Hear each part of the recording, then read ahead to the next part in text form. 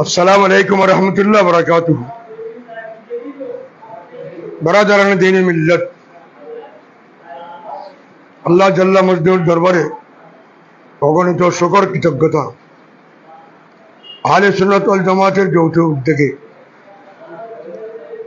ফিলিস্তিনের পক্ষে 30 তারিখ সহরদি ময়দানে এক বিশাল সুন্নি উলামা মুশায়েখ সমাবেশ।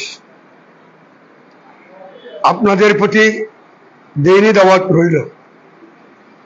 সকাল 9টা থেকে অনুষ্ঠান শুরু হবে। প্রত্যেকে মোহব্বত আন্তরিকতা নিয়ে উপস্থিত হয়ে ফিলিস্তিনের পক্ষে একত্রতা ঘোষণা করবেন। ফিলিস্তিন এবং গাজা থেকে মুক্ত হয়ে ইসরায়েলের নির্যাতন থেকে পবিত্র ভূমি মসজিদুল আকসা যাতে রক্ষা হয়।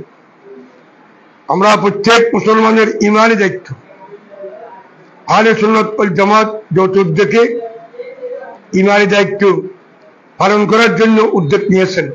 আমি তাদেরকে ধন্যবাদ জানাই।